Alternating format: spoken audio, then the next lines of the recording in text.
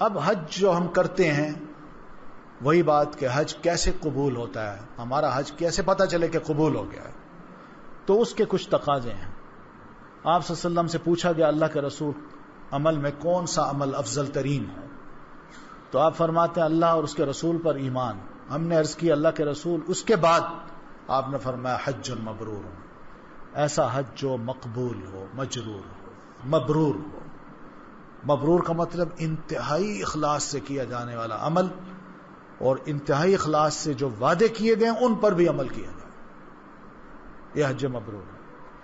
تو اس کے تقاضے یہی ہیں کہ ریا نہ ہو، خالص اللہ کے لیے ہو، ایسا حج ہو جو اللہ تعالیٰ کی بارگاہ میں مقبول ہو، ایسا حج جس میں کوئی گناہ نہ ہو، اور مکمل طور پر اللہ تعالیٰ کی فرما برداری کی جائے۔ خاص طور پر جب میاں بیوی جاتے ہیں یا بچے جب ساتھ جاتے ہیں تو تھوڑی بہت بات ہو جاتی ہے، تو اس موقع پر نہ آپس میں لڑائی لڑنی ہے، نہ ایک دوسرے کو برا بھلا کہنا ہے، نہ بچوں کو، نہ میاں بیوی کو، نہ بیوی میاں کو، برداشت کریں، کوئی لڑائی نہیں لڑنی۔ تو یہ وہ چیز ہے۔ پھر ایسا حج جو مکمل طور پر نبی کریم صلی اللہ علیہ وسلم کی سنت کے مطابق ادا کیا گیا، یہ بھی ضروری ہے، سنت کے مطابق حج ادا ہونا چاہیے۔ پھر ایسا حج جس میں اللہ تعالیٰ کی نافرمانی کا کوئی کام نہ کیا جائے، خصوصاً جھگڑا اور رفث۔ رفث کہتے ہیں یعنی میاں بیوی کی جو آپس کی باتیں ہوتی ہیں وہ نہ ہو، جس سے شہوت جو ہے نا وہ بڑھے، ایسی بات نہ ہو۔ تو یہ مناسک حج کے کچھ مقامات ہیں۔ میقات اس کو تبھی کراس کریں گے جب احرام باندھا ہوا ہو، تو میقات سے نمبر 1 سے ہم چلیں گے، نمبر 2 مکہ آئیں گے، اور خانہ کعبہ میں جو ریچولز ادا کرنے، نمازیں پڑھنی وہ، پھر وہاں سے نکل کے حج کے دنوں میں منا آئیں گے، یہ نمبر 3 ہے۔ منا کے بعد پھر چوتھا جو ہے نا پلین آف عرفات، اس میں جانا ہے ہم نے، عرفات کے میدان میں۔ پھر مغرب سورج غروب ہوتے ہی وہاں سے نکلنا ہے، نماز مغرب کی وہاں نہیں پڑھنی، وہ نکل کے ہم نے مزدلفہ آنا ہے، وہاں مغرب اور عشاء اکٹھی پڑھنی ہے۔ پھر رات یہاں گزار کے صبح کی نماز پڑھ کے، نماز کے بعد ہم نے وہ ایک پہاڑ ہے وہاں جس کو مشعر الحرام کہتے ہیں، وہاں ہم نے آ کے دعائیں کرنی ہے، اور یہ دعا سورج کے نکلنے سے پہلے پہلے تک کرنی ہے، اور پھر اس کے بعد وہاں سے روانہ ہونا ہے، اور پھر واپس منا آنا ہے، اور منا آ کے ہم نے 2 دن کم از کم اور زیادہ سے زیادہ 3 دن گزارنے ہیں، اور اس میں جو ریچولز ہیں وہ ادا کرنے ہیں، اور اس کے بعد طواف زیارہ کر کے یہ حج سے فراغت کا نام ہے۔ حج تمتع ظاہر ہے انشاءاللہ آپ سب کی نیت حج تمتع کی ہوگی، تو 8 ذی الحجہ جو ہے یہ پہلا دن ہوگا، 8ویں تاریخ جو ذی الحجہ کی ہوگی یہ پہلا دن ہوگا۔ اس میں جو سب سے پہلا کام کرنا ہے وہ یہی ہے کہ حاجی جو ہے اپنی قیام گاہ میں، یعنی ہوٹل میں جہاں کس کمرے میں رہتا ہے، وہیں سے ہی اپنے حج کا احرام باندھ لے، اور احرام کی نیت سے پہلے غسل بھی کرے، جسم پہ خوشبو بھی لگائے، اور پھر اس کے بعد احرام باندھنے سے پہلے یہ نیت کرے لبیک حجا بالتمتع، ایک بار یہ الفاظ ادا کرے اللہم حجتا لا ریاء فیہ ولا سمعتا، اللہ میں ایسا حج کر رہا ہوں، کوئی مقصد نہیں کہ میں لوگوں کو ریاکاری کروں، لوگوں کو دکھاؤں، یا لوگوں سے یہ سنوں کہ میں حاجی ہوں، کوئی ایسا مقصد نہیں، صرف تیرے لیے کر رہا ہوں، یہ لفظ بھی کریں۔ تو احرام باندھنے کے بعد زور سے یہ کہنا ہے لبیک اللہ، اس کو تلبیہ کہتے ہیں، با جماعت بھی کہا جائے تو بہت اچھا ہے، مرد حضرات مل کے بلند آواز سے تلبیہ کہیں، خواتین کی آواز پست ہونی چاہیے، مردوں کی آواز اونچی ہونی چاہیے۔ لبیک اللہم لبیک لبیک لا شریک لک لبیک ان الحمد والنعمت لک والملک لا شریک لک۔ تو ذی الحجہ کو احرام باندھنے کے بعد یعنی 8 ذی الحجہ کو ظہر سے پہلے تلبیہ کہتے ہیں، یہ اوپر والا تلبیہ، یہ کہتے ہوئے ہم مینا پہنچیں گے، اور وہاں پہنچ کے ظہر، عصر، مغرب، عشاء اور فجر یہ 5 نمازیں پڑھیں گے، لیکن قصر کے ساتھ، یعنی ظہر کی نماز آدھی پڑھنی ہے 2 رکعتیں، عصر کی بھی آدھی، عشاء کی بھی آدھی، اور فجر اور مغرب پوری پڑھنی ہے، لیکن پڑھنی نماز جو ہے نا اپنے اپنے وقت پہ اور پوری با جماعت پڑھنی ہے، وقت پہ پڑھنی ہے، قصر پڑھنی ہے، با جماعت پڑھنی ہے، یہ مسنون طریقہ ہے۔ ہم اکثر و بیشتر وہاں تھوڑا سا یہ اختلافی معاملہ بھی ہو جاتا ہے، بعض لوگ کہتے ہیں کہ نہیں جی 4 رکعتیں پڑھنی چاہیے، شریعت نے جب اجازت دے رکھی ہے تو اس کو اویل کریں۔ یہ منا کا میدان ہے، اس کے خیمے ہیں، یہ اس کا ایک ویو ہے جو کہ عام طور پر دکھایا جاتا ہے۔ یہ منا میں لوگ مختلف انداز سے بیٹھتے ہیں. بہرحال بیٹھنا یہی ہوتا ہے. پانی کے کولر بھی وہاں رکھے ہوئے ہیں، یعنی پانی اویلیبل ہے. کھانے کے سٹال بھی بے شمار وہاں موجود ہوتے ہیں، وہ بھی آپ کو ہر شام کھانا مل جائے گا. پھر 9 ذی الحجہ کو جو کرنے والا کام ہے، طلوع آفتاب کے بعد سورج جو ہی نکلے، منا سے ہم نکل کے صبح صبح عرفات کے میدان میں پہنچیں گے. وہاں جاتے ہوئے راستے میں یہ تکبیرات کہنی ہے، اللہ اکبر اللہ اکبر لا الہ الا اللہ اللہ اکبر اللہ اکبر وللہ الحمد. پھر وہاں رہنا ہے، اپنے آپ کو سیٹل ڈاؤن کرنا ہے. پھر زوال آفتاب یعنی سورج جب جو ہی درمیان سے تھوڑا سا جھکے گا، اس کے بعد مسجد نمرہ کا امام جو ہے وہ خطبہ حج دے گا، اور پوری توجہ سے ہم نے سننا ہے اور خاموشی سے سننا ہے، خاص سمجھ نہ آ رہا ہو. لیکن وہاں اب چینل کچھ ایسے کھل گئے ہیں کہ اگر آپ اس کو اردو میں سننا چاہیں، انگلش میں سننا چاہیں تو آپ سن سکتے ہیں، بشرطے کہ آپ کے پاس وہ ڈیوائس ہو کہ آپ آرام سے سن سکیں.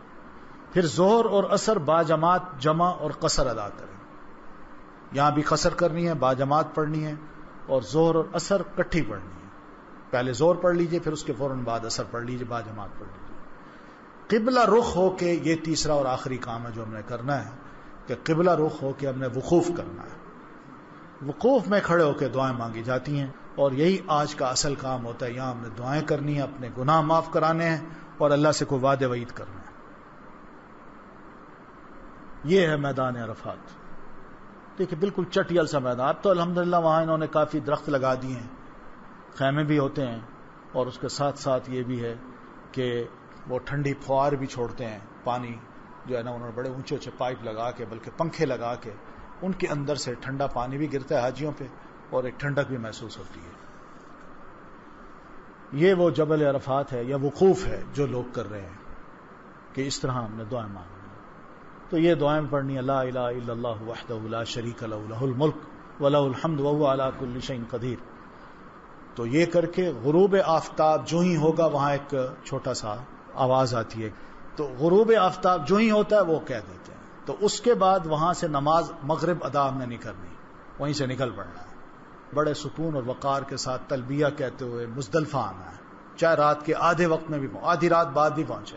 تو مزدلفہ پہنچ کے مغرب عشاء کی نمازیں 1 اذان اور 2 اقامت کے ساتھ اکٹھی ادا کرنی ہے. پھر 10 ذی الحجہ کو نماز با جماعت ادا کرنے کے بعد فجر کی نماز قبلہ رخ کھڑے ہو کے دعا کی طرح ہاتھ اٹھا کے سورج طلوع ہونے سے پہلے خوب روشنی پھیلنے تک تکبیر و تحلیل کریں. مزدلفہ سے صرف 7 کنکریاں بھی چننی ہیں، مسنون ہے چن لیں. کنکری چنے سے ذرا بڑی ہو، چنا جو ہونا اس سے ذرا بڑی ہو، بڑا پتھر نہ ہو، اور جوتے بھی نہیں اٹھانے کہ میں نے شیطان کو جوتے مارنے. یہ دیکھیے یہ بہرحال چن رہے ہیں، یہ کنکری ہے جو ہم نے لینی ہے ساتھ. پھر طلوع آفتاب سے ذرا پہلے بڑے سکون اور وقار کے ساتھ ہم نے مزدلفہ سے نکلنا ہے تلبیہ کہتے ہوئے، اور مینا روانہ ہونا ہے. راستے میں ایک وادی آتی ہے، محسر نام کی وادی آتی ہے، وہاں سے ہم نے تیزی سے گزرنا ہے. یہ ذرا تھوڑی سی نا یوں ڈھلوان سی ہے، وہاں سے ہم نے تیز کیوں، یہاں وہ اصحاب الفیل کا واقعہ پیش آیا تھا. جو ابرہ آیا تھا نا اپنے ہاتھیوں کو لے کے میں خانہ کعبہ کو گرا دوں، تو یہ وہ جگہ ہے جہاں اللہ نے اپنی فورسز بھیجی. پہلا جو ایئر اٹیک تھا وہ وہیں ہوا، اور اس کی فوجوں کو اللہ تعالی نے تہس نہس کر دیا، جس کا ذکر قرآن میں الم تر کیف فعل ربک باصحاب الفیل. تو جہاں پر اللہ نے کسی قوم کو سزا دی ہوتی ہے نا، تو وہ عبرت کی جگہ ہوتی ہے، اور اس عبرت کی جگہ سے استغفار پڑھتے ہوئے بڑی تیزی کے ساتھ بندہ گزر جائے، اس کو سیرگاہ نہ سمجھے. تو اس لیے نبی علیہ السلام وہاں سے تیزی سے گزر جاتے تھے. تو اس لیے حاجیوں کو بھی یہ کہا گیا کہ وہ بھی تیزی سے یہاں سے گزر جائے. وادی محسر کو جو ہی ہم کراس کریں گے مینا آ جائے گی. تو مینا پہنچ کے طلوع آفتاب کے بعد جمرہ عقبہ کی رمی کرنی ہے. اب جمرات کی طرف جانا ہے، واپس آ کے مینا جمرات. جمرہ کہتے ہیں شیطان کے کھڑے ہونے کی جگہ کو. یہ 3 جگہیں ہیں. یہ پھر اس کے پیچھے ایک چھوٹی سی تاریخ یہ ہے کہ حضرت ابراہیم علیہ السلام جب اپنے بیٹے کو ذبح کرنے کے لیے جا رہے تھے، تو شیطان پہلے چھوٹی سی صورت میں آیا. وہ بیٹے سے کہتا ہے تمہارا باپ تمہیں ذبح کرنے جا رہا ہے. تو دونوں باپ بیٹا اس کو پتھر مارتے ہیں. پھر آگے پہنچتے ہیں تو ذرا بڑی صورت میں، پھر آگے پہنچتے ہیں بڑی صورت، تو ہر مقام پہ اس کو پتھر مارتے ہیں. تو گویا کہ شیطان کے جو وسوسے ہیں، یا شیطان جو ہمارا پیچھا کر رہا ہے، ہر موقع پر اور ہمیں برگلانے کی یا اغوا کرنے کی کوشش کرتا ہے، اس سے بچنے کا ایک طریقہ ہے جو اللہ تعالیٰ نے یہاں بتایا ہے کہ یہاں ایک اپنا لو اور اپنی ساری زندگی میں بعد میں بھی اپناتے رہنا۔ تو یہ جمرات کی طرف اب تو خیر یہ راستے بالکل بدل گئے ہیں، بڑے خوبصورت اچھے راستے بنا دیے ہیں، اب کوئی دھکم پیل بھی نہیں ہوتی، آنے کا راستہ الگ ہے، جانے کا الگ ہے، اور مختلف راستے بنا دیے ہیں حاجیوں کے لیے، بڑی سہولتیں ہیں، منزلیں بنا دی ہیں انہوں نے، اور ان منزلوں میں جہاں بھی آپ چاہیں چلے جائیں، آرام سے جمرہ کے قریب کھڑے ہو کے آرام سے پتھر مار سکتے ہیں، لیکن مارنی یہی کنکریاں ہیں، اور زیادہ مبالغہ نہیں کرنا، نہ اس کو گالی دینی ہے شیطان کو، نہ برا بھلا کہنا ہے، نہ جوتے پھینکنے اس پہ، نہ کوئی اور شے پھینکنی ہے، نہ اس کے اوپر چڑھنا ہے۔ تو وہ جمرہ عقبہ جو ہے پہلا اس کو کرنا ہے، ساتھ ہی تلبیہ ہم نے پکارنا بند کر دینا۔ پھر جمرہ کو رمی کرنے کے بعد ہم اب قربانی بھی کر سکتے ہیں، یہ دوسرا کام یہ کر سکتے ہیں۔ تو یہ کتاب ہے، اس میں یہ مسئلے لکھے ہوئے ہیں، حدیث ہے، اس کے ساتھ کوٹیشن ہے، یہ سارا یہ راستے ہیں جو انہوں نے بنا دیے ہیں۔ دیکھیے منزلیں ہیں، نیچے بھی لوگ جا رہے ہیں، اوپر بھی جا رہے ہیں، پھر اس کے اوپر بھی ایک ہے راستہ، تو اس طرح لوگوں کے لیے بڑی آسانی ہے۔ اب وہ خدا نخواستہ وہ خبریں انشاءاللہ نہیں آئیں گی کہ جمرات کے موقع پر بہت سا حادثہ ہوا، لوگ فوت ہو گئے، کچلے گئے۔ اب الحمدللہ یہ کام وہاں نہیں ہوتا۔ یہ پوری ایک وادی ہے جہاں لوگ اپنے خیموں میں اب وقت اپنا گزار رہے ہیں۔ تو یہ جمرات ہیں، یہ دیکھیے یہ بیسمنٹ ہے، یہ بیسمنٹ میں بھی جمرات کو لوگ آرام سے پہنچے ہیں، یہاں جمرات کو مار رہے ہیں۔ اس کے اوپر چھت ہے، لوگ وہاں بھی کھڑے ہوں گے، اور اس کے اوپر چھت ہے وہاں بھی، تو اس طرح آسانی کر دی ہے۔ یہ وہ جمرات، اب اس کو ذرا چوڑا بھی کر دیا ہے، چاروں طرف سے اس شیطان کو نا وہ پڑتی ہے پھٹکار۔ یہ اس کا ایک ویو ہے جو کہ نقشہ بنایا، یہ آئندہ جب بن جائے گا تو بہت سی آسانی ہو جائے گی، لیکن یہ تعمیر تقریباً 90% پوری ہو چکی ہے، باقی تھوڑی سی رہتی ہے، وہ ہو جائے گی۔ تو یہ کر کے قربانی جب ہم کریں گے تو قربانی بہتر تو یہ اپنے ہاتھ سے کی جائے، لیکن حج تمتع جو کرتا ہے نا تو وہ بینک میں جا کے ایک ٹکٹ لے لیتا ہے اور حج کے قربانی کے پیسے جمع کرا دیتا ہے۔ نکلنے سے پہلے، مینا نکلنے سے پہلے راجی ہی نام کا ایک بینک ہے وہاں، وہ اس ذمہ داری کو لیتا ہے، اور وہ آپ کو جو ٹکٹ دیتا ہے اس کے اوپر ٹائم بھی لکھا ہوتا ہے، آپ جو دن مقرر کرتے ہیں اس دن اور وقت کے مطابق وہ آپ کی قربانی کروا دیتے ہیں۔ تو چاہیں تو آپ خود قربانی کر لیں، خرید لیں جانور، وہیں قربانی خود کر لیں اور اس کا گوشت بھی استعمال کر لیں، یا چاہیں تو کسی کو دے دیں، یہی جو راجی بینک ہے اس کو دے دیں، یہ قربانی آپ کی طرف سے کر دیں گے۔ اور اگر آپ کو گوشت کی ضرورت ہے تو قربان گاہ میں جائیے، وہاں جو گوشت چاہیے وہ آپ کو مل جائے گا، آپ لے لیں، وہ آپ لا کے اپنا پکائیں اور کھائیں۔ لیکن اس کا فائدہ یہ ہوتا ہے کہ جب راجی کو دیتے ہیں تو یہ پھر قربانی کو ذرا طریقے سے ذبح کر کے، اس کی کھالیں بھی طریقے سے اتار کے، پھر ان کے گوشت کو پیک کر کے فریزر میں رکھ کے، پھر حج کے فوراً بعد فلائٹس ان کی جاتی ہیں مختلف مسلمان ملکوں میں، وہاں جا کے یہ غریبوں میں تقسیم کر دیتے ہیں، ضرورت مندوں میں یہ گوشت تقسیم ہو جاتا ہے، تو ثواب بھی مل جاتا ہے، آگے بھی یہ پہنچ جاتا ہے، گوشت ضائع نہیں ہوتا، یہ ایک فائدہ ہوتا ہے۔ سر منڈا لیا ہے، اب احرام کھل جائے گا، پھر عام لباس بھی پہن سکتے ہیں ہم۔ مینا سے مکہ جا کے طواف زیارت کریں، مکہ جائیں، طواف زیارت کریں، آب زمزم پئیں اور کچھ حصہ سر پر بہائیں، پھر صفا و مروہ کی سعی بھی کرنی ہے، مکہ مکرمہ سے مینا واپس آئیں اور رات مینا میں گزارنی ہے۔ بے شک دن ہمارا باہر گزرتا ہے، گزر جائے، لیکن رات ہم نے مینا میں گزارنی ہے۔ طواف زیارت ادا کرنے کے ساتھ ہی احرام کی تمام پابندیاں ختم ہو جاتی ہیں، بندہ آزاد ہو جاتا ہے، عورت بھی اور مرد بھی، اب وہ پابندیاں ختم ہو گئی، سوائے میاں بیوی کے تعلق کی جو کہ طواف زیارت کے بعد ختم ہوتی ہیں۔ پھر 10 ذی الحجہ کو رش یا کسی اور عذر کی بنا پر طواف نہ ہو سکے، ہوتا ہے بڑا رش ہوتا ہے، لوگ بیچارے گرمی میں نکل جاتے ہیں، ہمت کرتے ہیں، لیکن بہت سے جو 40+ ہوتے ہیں ذرا ان کو ڈی ہائیڈریشن اور اس قسم کے جو مسائل ہوتے ہیں تو وہ دل تھوڑا کر بیٹھتے ہیں کہ ہم سے نہیں ہوتا، تو بہتر پھر یہ ہوتا ہے کہ ایسے رش میں نہ جائے آدمی، یا تو چھت پہ چلا جائے، وہاں طواف کر لے، چھت بھی بھری ہوتی ہے لیکن وہاں پھر بھی ایک کھلا فضا ہے تو وہاں آسان ہو جاتا ہے۔ اور عذر اگر ہو، کوئی اور عذر ہو تو طواف نہ ہو سکے تو 11، 12، 13 یہ تاریخیں ہیں، موقع ہے اللہ نے دے رکھا ہے، تو ان تاریخوں میں یہ طواف زیارت، تو یہ جمرات ہیں۔ پھر حج کا تیسرا دن، اب چوتھا دن اور پانچواں دن یہ ایام تشریق میں ہم گزر رہے ہیں۔ تشریق کہتے ہیں چمکنے کو، ایام تشریق کا مطلب یہ ہوتا ہے کہ 10ویں تاریخ کے بعد جو راتیں آتی ہیں، ان راتوں میں چاند خوب چمک رہا ہوتا ہے، تو وہ راتیں چونکہ چمک والی ہوتی ہیں چاند کے چمکنے کی، تو اس لیے اس کی مناسبت سے دنوں کو بھی کہہ دیتے ہیں ایام تشریق. تو یہ 11 12 اجر و ثواب کے اعتبار سے سال کے تمام دنوں سے افضل دن ہے. 11 12 کی راتیں ہمیں مینا میں گزارنی ہیں، اور روزانہ زوال آفتاب کے بعد جمرہ اولا، پہلا جمرہ، دوسرا، درمیانہ اور جمرہ عقبہ آخری، ان کو بالترتیب کنکریاں مارنی واجب ہے. پھر دنیاوی گفتگو سے پرہیز کرنی ہے. ہم نے مینا میں بیٹھنا تو ہے، اب ظاہر ہے اتنا بڑا وقت ہوتا ہے، 2 دن 3 دن ہم کیا کریں؟ تو کوشش یہ ہو کہ نہ وہاں پالیٹکس ہو، نہ کسی کو موضوع بحث بنایا جائے، اور نہ ہی کوئی ایسی باتیں ہوں کہ جس سے خدا نخواستہ آپس میں دلوں میں فرق آ جائے. کوشش یہ کریں کہ اچھی محفل ہو، خدا رسول کی باتیں ہوں، مسائل سیکھیں، اپنی اصلاح کی کوشش ہو، اچھی کتابیں پڑھیں، اچھے لوگوں کے ساتھ بیٹھیں، اللہ کا ذکر کریں، قرآن پڑھیں. یہ چیز ہے. دعا میں اکثر یہ دعا بڑی اچھی ہے جس کو جامع دعا اللہ کے رسول فرماتے ہیں، یعنی کمپریہنسو دعا ہے، سب کچھ اس میں مل جاتا ہے. ربنا آتنا فی الدنیا حسنہ وفی الآخرۃ حسنہ وقنا عذاب النار.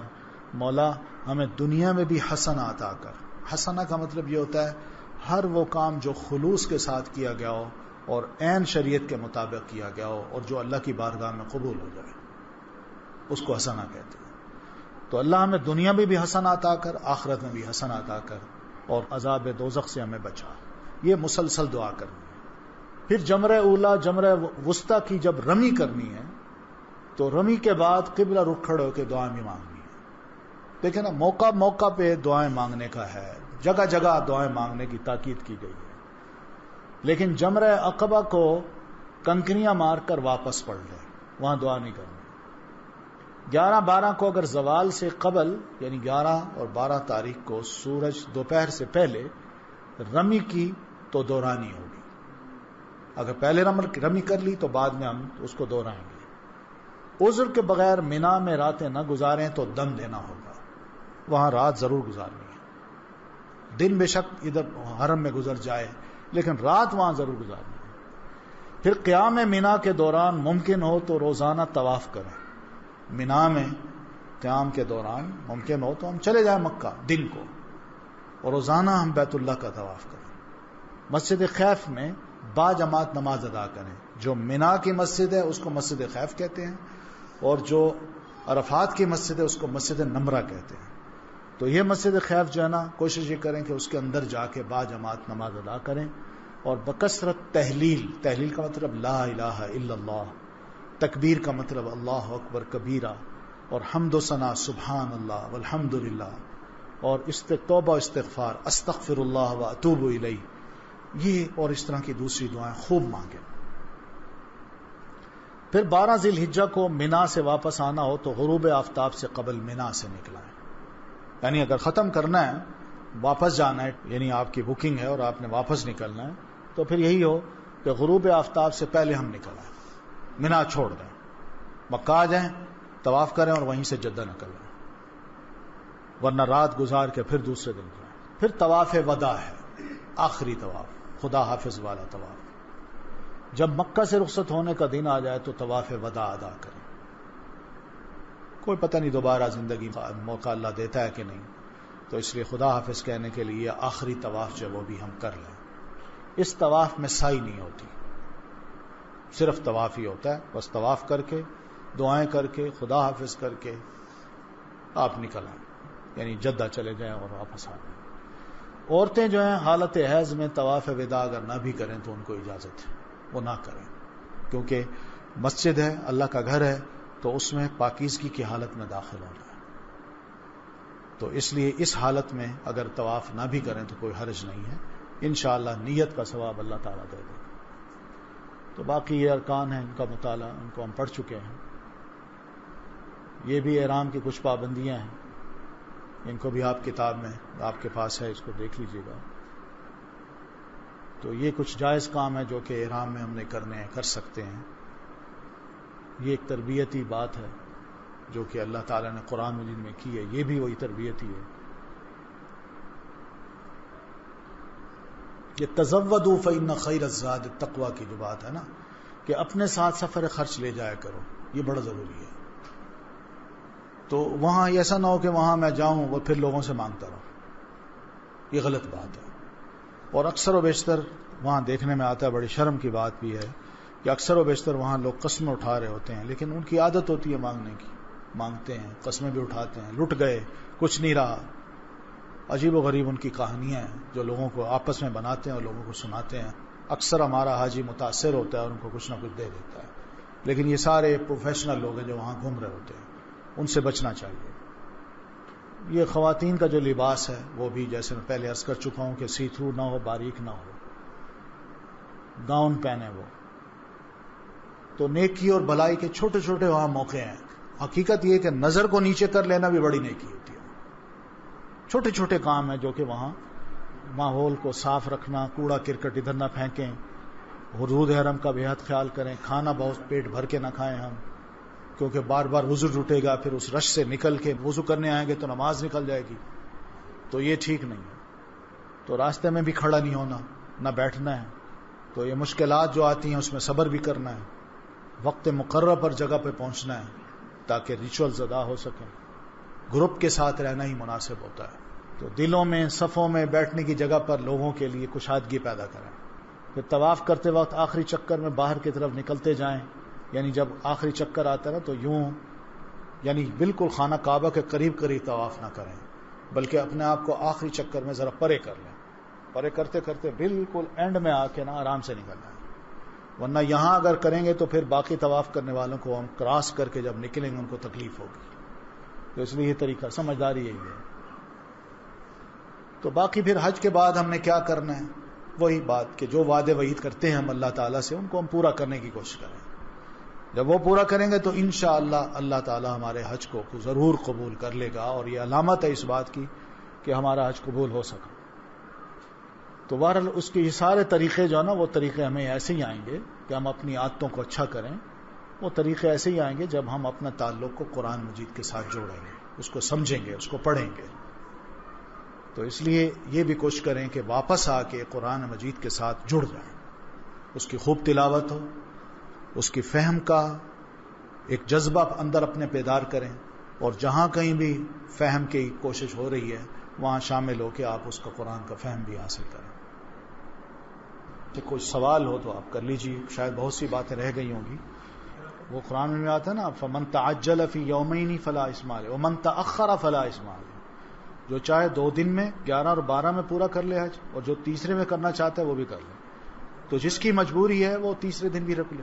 اب جو ہے نا فتویٰ یہی ہے کہ جو جس طرح بھی حاجی کو موقع ملتا ہے وہ جا کے رمی کر لے، ٹھیک ہے نا. وہ رش میں وہ آرگنائز طریقے سے اب جانا کہ ظہر کے بعد جائے وہ بہت مشکل ہو جاتا ہے، اس لیے کہ کئی بیچارے فوت بھی ہو جاتے ہیں، کئی کچلے جاتے ہیں، اس لیے انہوں نے یہ راستے بنا دیے ہیں. افضل یہی ہے کہ بندہ جوان آدمی جو ہے نا وہ زوال کے بعد چلا جائے. لیکن کوئی بیمار ہے، لوگ تو اب صبح صبح چلے جاتے ہیں، رات کو بھی چلے جاتے ہیں، جو ٹھیک نہیں ہے. افضل یہی ہے، افضل طریقے کو اپنائیں، بہتر یہی ہے. ہاں حرم میں جب آپ پہنچیں گے، یعنی حاجی جب وہاں پہنچتا ہے تو جو نماز تو پڑھ لیتا ہے باجماعت ٹھیک ہے، لیکن جو نماز نہیں پڑھ سکتا تو کیا وہ قصر کرے یا پوری پڑھے. تو مکہ میں پہنچ کے جو مسئلہ ہے وہ یہی ہے کہ حج بیت اللہ کے ارد گرد آپ جہاں کہیں بھی ہیں حج کے دنوں کے علاوہ آپ نے اپنی نماز پوری پڑھنی ہے، قسم ہی ہوگی وہاں. مدینہ کے لیے بھی یہی حکم ہے کہ آپ مسجد نبوی میں پوری نماز باجماعت پڑھیں اور پوری پڑھیں، اور اگر رہ گئی ہے تو بھی پوری پڑھیے.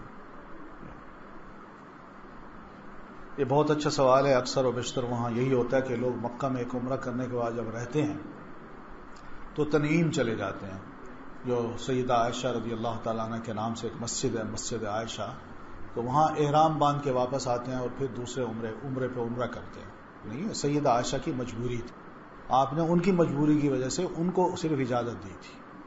ہمارے لیے یہ ہے کہ ہم جب ایک عمرہ کر بیٹھیں تو اب دوسرا عمرہ اگر کرنا ہے تو ہم حدود حرم سے باہر نکلیں، میقات پہ آئیں، میقات کو کراس کر کے باہر نکل جائیں، پھر جب اندر آنا چاہیں تو وہاں احرام باندھ کے پھر دوسرا عمرہ کر سکتے ہیں. ہاں میقات جو ہیں یہ ہماری طرف سے جب ہم پاکستان سے جدہ جاتے ہیں تو راستے میں یلملم نام کی ایک جگہ آتی ہے جو جہاز میں اناؤنسمنٹ کر دیا جاتا ہے کہ اب میقات آنے والا ہے، اور یہ یمن کا علاقہ ہے بارڈر کا، تو وہاں سے جب جہاز گزرتا ہے تو وہ جگہ جو ہے ہماری میقات ہے ہم لوگوں کی، اور جو ادھر مدینہ سے جو لوگ آتے ہیں ان کے لیے وہ جگہ ہے جس کو کہتے ہیں ذوالحلیفہ، اور اسی طرح عراق اور شام کی طرف سے جو لوگ آتے ہیں ان کے لیے ذات و عرق ہے.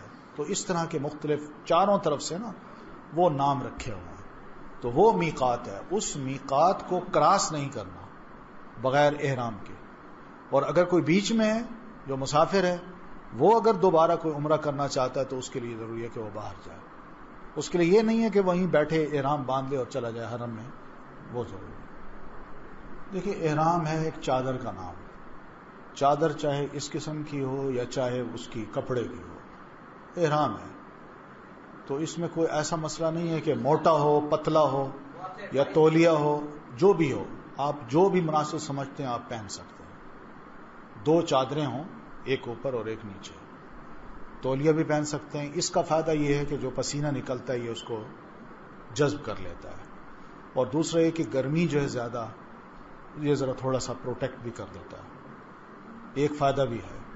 ورنہ چاہے تو ایک خالی سا کپڑا جو ہے لٹھے کا یا اس کی چادریں جو ہیں وہ بھی ایک احرام بنایا جا سکتا ہے. دیکھیے خانہ کعبہ جو ہے نا، خانہ کعبہ بیت اللہ میں کوئی بھی عبادت وہ وقت کا تقاضا نہیں، وقت مکروہ وہاں نہیں ہے. دوسرے علاقوں میں ہے، خانہ کعبہ کے لیے نہیں ہے. وہاں جب بھی جائیں آپ کچھ بھی کر سکتے ہیں، عبادت بھی کر سکتے ہیں، نفل بھی پڑھ سکتے ہیں، اللہ کا ذکر بھی کر سکتے ہیں، طواف بھی کر سکتے ہیں.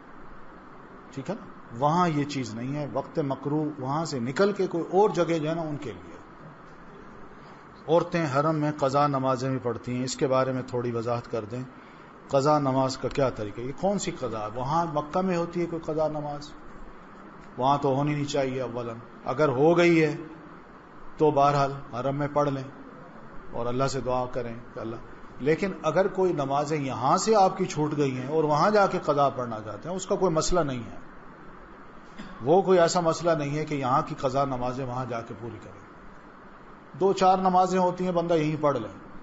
لیکن میں نے ساری عمر نماز نہیں پڑھی، اب میں وہاں جا کے کوئی نمازیں وہاں قضا کر لوں، جس کو شاید قضائے عمری بھی کہہ دیتے ہیں، وہ کوئی مسئلہ نہیں ہے. وہ کوئی بھی مسئلہ نہیں ہے جو حدیث میں. دیکھیے پہلی بات تو یہ ہے کہ نماز کو چھوڑنا ایک بہت بڑا جرم ہے. فرض نماز کو جو چھوڑنا ہے جان بوجھ کے، یہ بہت بڑا گناہ ہے. کبیرہ گناہ اس کو کہتے ہیں. کبیرہ گناہ کوئی اس طرح معاف نہیں ہوتا، بلکہ وہ اس کی شرط ہے کہ توبہ سے معاف ہوتا ہے. اور جب بندہ توبہ کر لیتا ہے تو اللہ پچھلے سارے گناہ معاف کر دیتا ہے. وہ اللہ نہیں چاہتا کہ پچھلی شے بھی ریپیٹ کرے. اللہ تعالیٰ یہ نہیں چاہتے. بلکہ توبہ کرنے کے بعد بندے کو خدا نہ خواستہ اگر موت آ جاتی ہے تو اللہ اس توبہ کی وجہ سے اس کے سارے پچھلے گناہ بھی معاف کر دیتا ہے اور بندے کو بھی معاف کر دیتا ہے. تو اس لیے یہ جو مسئلہ ہے کہ وہاں جا کے میں نے کوئی قضا نمازیں پڑھنی ہیں، وہ کوئی ایسا مسئلہ نہیں ہے. ہاں وہاں رہتے ہوئے کوشش یہ کریں کہ کوئی نماز قضا نہ رہ جائے. ہاں خانہ کعبہ میں آپ جائیں، وہاں جا کے اگر آپ نے یعنی نماز کا وقت نہیں ہے تو وہاں جا کے طواف بھی کریں. طواف کے بعد آپ 2 رکعت پڑھ لیں. یہ پمفلٹ نماز با جماعت ضرور ساتھ لے کر لوگ جائیں. کیا ہم اپنے رشتہ داروں والدین کے لیے تحفہ کے طور پر طواف کر سکتے ہیں؟ نہیں، طواف آپ کا اپنا عمل ہے. کسی کے لیے طواف نہ کریں، آپ کا اپنا عمل. عبادتیں جو ہوتی ہیں نا وہ آپ کی اپنی ہیں. جن کے بارے میں اللہ کے رسول نے فرمایا یہ عبادت آپ دوسرے کی طرف سے کر سکتے ہیں، اس کی تو اجازت ہے. مثال کے طور پر حج ہے یا عمرہ کسی کی طرف سے آپ کر سکتے ہیں، اس کی اجازت ہے.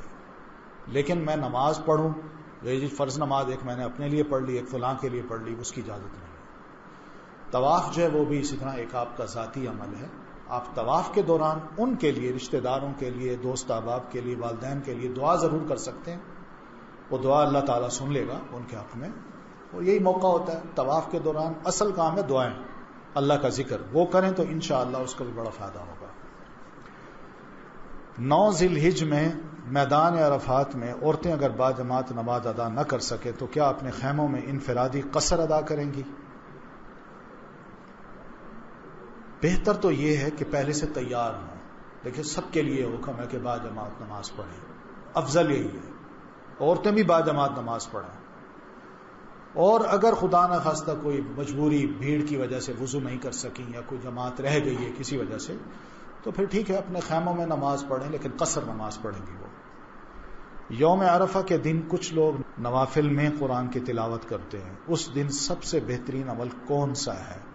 یہی وقوف عرفہ، تسبیحات، تحلیل، تسبیح، یہ سب کر کے وقوف جو کرنا ہے اس میں دعائیں کرنی ہیں.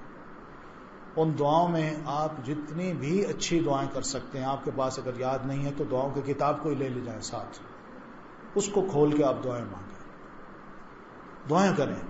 آدھا گھنٹہ، پون گھنٹہ، گھنٹہ، 2 گھنٹے کریں دعائیں، روئیں اللہ کے آگے. یہ بڑا اچھا موقع ہے. اور اللہ تعالیٰ فرشتوں سے یہ پوچھتے ہیں کہ یہ بتاؤ یہ لوگ کون ہیں، کس لیے اکٹھے ہوئے ہیں؟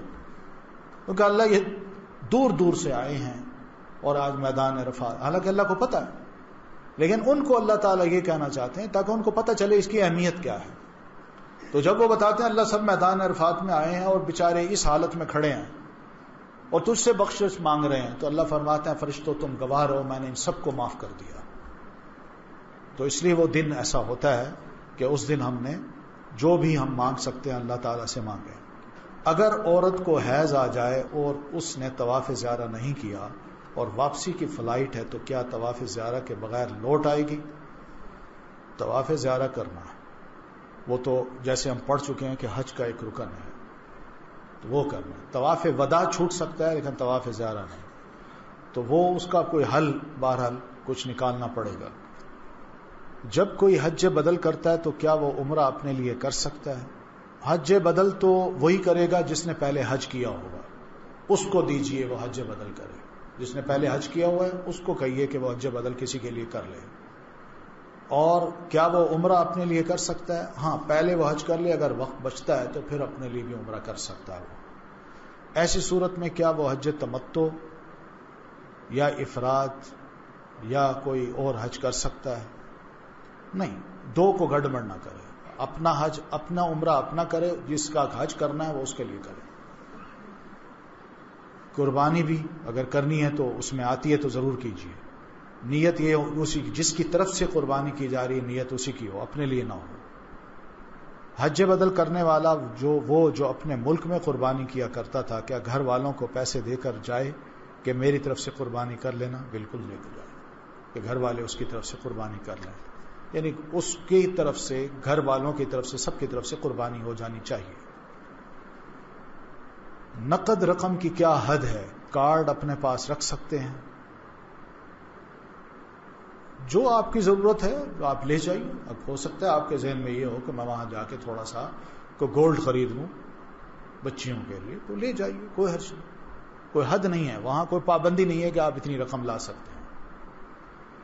پھر کارڈ بھی اپنے پاس کارڈ لے جائیے، اگر کوئی کارڈ ہے آپ کے پاس کہ بھائی بینک کارڈ ہے تو اس کا یوز کرنا ہے تو وہ کر لیجیے. وہاں موبائل کیمرہ یہ معلوم نہیں وہ اجازت دیتے ہیں کہ نہیں، لیکن میرا خیال ہے کوئی منع تو نہیں کرتا. بہت سے لوگوں کو دیکھا ہے وہ سب پکچرز لے رہے ہوتے ہیں. نقاب کا طریقہ مکمل بتائیں. عورت جو ہے نا احرام کی حالت میں نقاب نہیں پہنے گی، انسلا ہو، اور انسلا کپڑے سے وہ اپنے فیس کو بھی کور کر سکتی ہے. یعنی اپنے کپڑے کو یوں لپیٹ لے، یوں آنکھیں باہر اور باقی سب کچھ، گردن، چہرہ، سر یہ ڈھانپ لے، تو یہ اس کا طریقہ ہے. عورت اس طرح اپنے آپ کو احرام میں لے جا کے اپنا عمرہ یا حج کر سکتی ہے.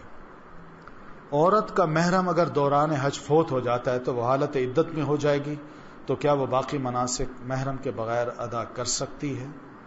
ہاں، اگر کوئی اور محرم نہیں ہے تو کر لے، لیکن باقی عدت اپنے واپس آ کے گھر گزارے گی، جہاں وہ اپنا یعنی مقام پاتی ہے وہیں گزارے. فوت شدہ رشتہ داروں کے لیے مسجد عائشہ سے احرام باندھ کر عمرہ کیا جا سکتا ہے؟ نہیں، وہی عمرہ کرنا ہے تو اس کا پورا طریقہ ہے، وہ باہر جانا ہے. میں نے بتایا حضرت عائشہ کی مجبوری تھی تو نبی علیہ السلام نے صرف ان کو اجازت دی. اگر مکہ پہنچ کر عمرے کی سعی کر لی تو کیا طواف افاضہ کی سعی فرض ہے؟ طواف افاضہ کا تعلق حج سے ہے اور عمرے کی جو سعی ہے وہ عمرے سے تعلق رکھتی ہے، اس لیے طواف افاضہ کرنا ہے. تو یہ کتابیں جو ہیں حج کے سلسلے میں دعاؤں کی، یہ پیچھے باہر سٹال ہے وہاں موجود ہیں، آپ چاہیں تو وہ لے جا سکتے ہیں. دوران تمام خانہ کعبہ کی طرف دیکھنے کے حوالے سے آپ کر دیں کیونکہ بعض کتابیں ایسی کہتی ہیں کہ آپ نے بایاں کندھا خانہ کعبہ کی طرف رکھ کے طواف کرنا اور آپ اس کی طرف دیکھ نہیں سکتے ہیں طواف کرتے ہوئے طواف کے چکروں میں. اس کے بارے میں کیا نہیں کوئی حرج نہیں، طواف دیکھا جا سکتا ہے، خانہ کعبہ کو دیکھنے کو کوئی منع تو نہیں آیا، دیکھا جا سکتا ہے اس کو.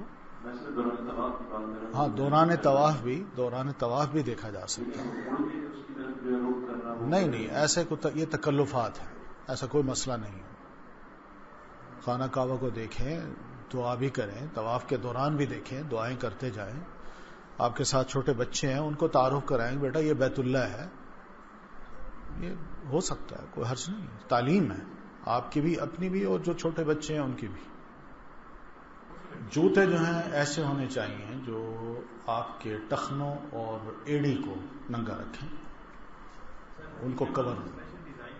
نبی علیہ السلام کے کھڑامے تھے، کھڑامے جانتے ہیں نا، وہ لکڑی کے اور اوپر پٹی ہوتی تھی، بیلٹ ہوتی تھی، تو اس میں پاؤں.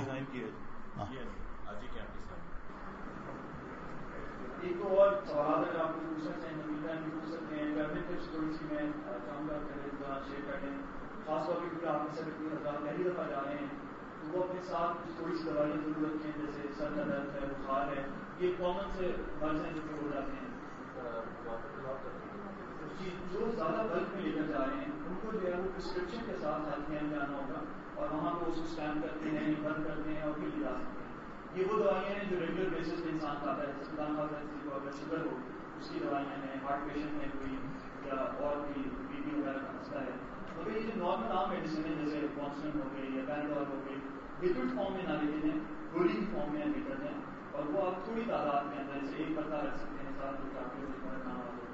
دوسرا یہ ایک اور ریکمنڈیشن یہ ہوگی کہ جیسے ڈیپ کی ٹریم ہوتی ہے جو بیسکلی جب جوڑوں میں درد شروع ہو جائے یا پھر پیر میں درد شروع ہو جائے اس کے لیے وہ بہت کارآمد رہتی ہے. جب آپ جو ہے وہ خاص طور پہ عمرہ کرتے ہیں، عمرے سے فارغ ہوتے ہیں، اس کے بعد آپ کو محسوس ہوگا کہ آپ کے کانوں میں بھی درد ہو رہا ہے، جنگوں میں بھی درد ہو رہا ہے، تو اس کا تھوڑا سا آپ مثال کر دیں گے تو اس سے ذرا ریلیف مل جائے گا اور کم از کم وہ درد کی کیفیت ہے جس کی وجہ سے آپ کی عبادت جو ہے وہ متاثر ہو سکتی ہے، ایٹ لیسٹ وہ نہیں ہے.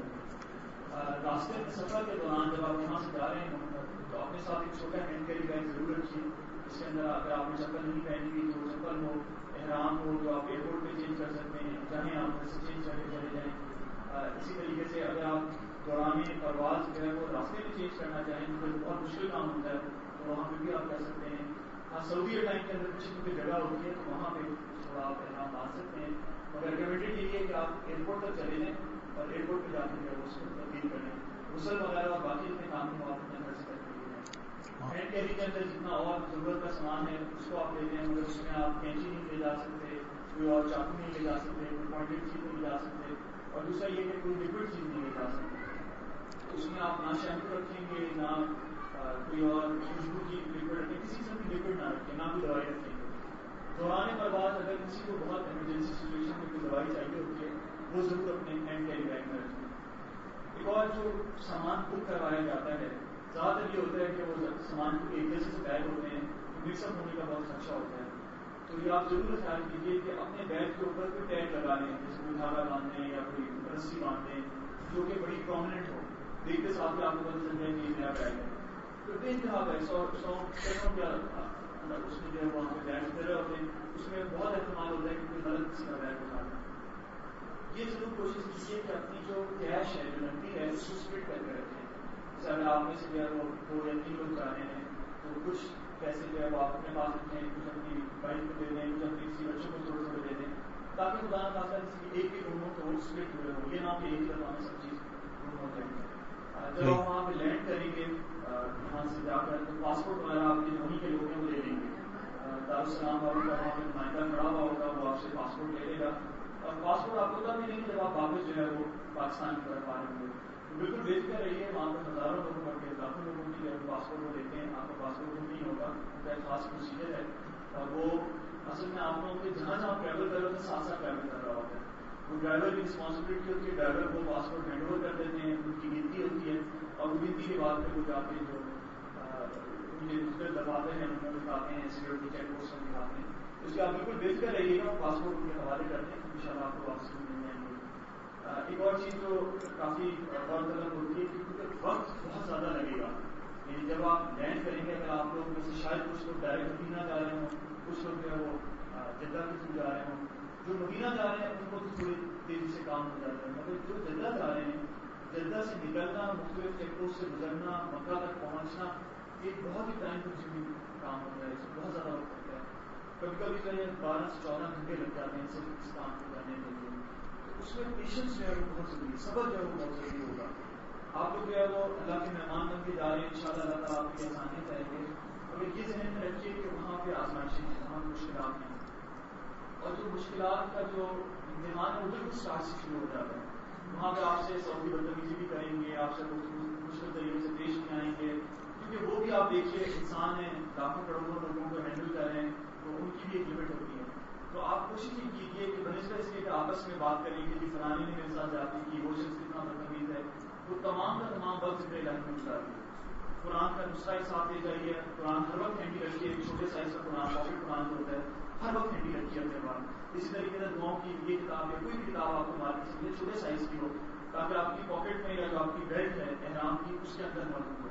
یا خواتین کو بیگ اپنا ساتھ رکھ سکتی ہیں، اپنی خواتین کو دے دیں کہ وہ کتابیں جو ہے وہ ساتھ رکھیں، مگر اس ٹائم کو آپ بہترین طور پہ یوٹیلائز کر سکتے ہیں دعاؤں کے ساتھ، قرآن پڑھنے کے ساتھ. زیادہ یہ ہوتا ہے کہ لوگ آپس میں بیٹھ کے کھانا خراب تھا، بس اچھی نہیں تھی، ایئر کنڈیشن نہیں چل رہا تھا، اس قسم کے مسائل میں الجھ جاتے ہیں، اور جو ایکچوئل حج کا مقصد ہے اس سے بہت دور ہو جاتے ہیں. تو صبر جو ہے وہ حج سکھارا ہوتا ہے، اور کوشش کی بہت زیادہ اللہ کی عبادت میں اس کو فرض کریں. پھر جب خاص طور پہ مینا کے اندر آپ ان کا قیام ہوگا تو اس وقت جو رہائش ہوتی ہے وہ عزیزیہ میں ہوتی ہے. مجھے نہیں پتا آپ لوگوں کی رہائش کس جگہ پہ رکھی جا رہی ہے، مگر موسٹلی جو ہے وہ عزیزیہ میں رکھی جاتی ہے. فائدہ اس لیے ہوتا ہے کہ ذرا سستی ہوتی ہے، تو اس وجہ سے زیادہ پیار وہیں پہ رکھے ہوتے ہیں.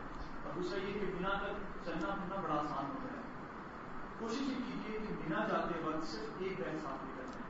اگر آپ سارا لگیج لے کر جائیں گے تو آپ کے لیے وہ چلنا، اس کو ساتھ اٹھانا ایک بہت ہی مشکل کام ہوتا ہے. ایک لگیج کا بیگ جو خاص طور پر جس میں 20 لگے ہوئے ہیں، کیوں آپ چاہیے کہ آپ کو لے جانا پڑے گا، گاڑی آپ کے ٹائم تک نہیں پہنچے گی. 20 والا بیگ آپ ساتھ لیجیے، اس کے اندر اپنا ضرورت کا سامان رکھیے، جس میں کچھ آپ کے کپڑے ہوں یا احرام کی حالت میں جب تک احرام ہوگا، احرام چینج کرنے کے لیے اور ایکسٹرا احرام ہو.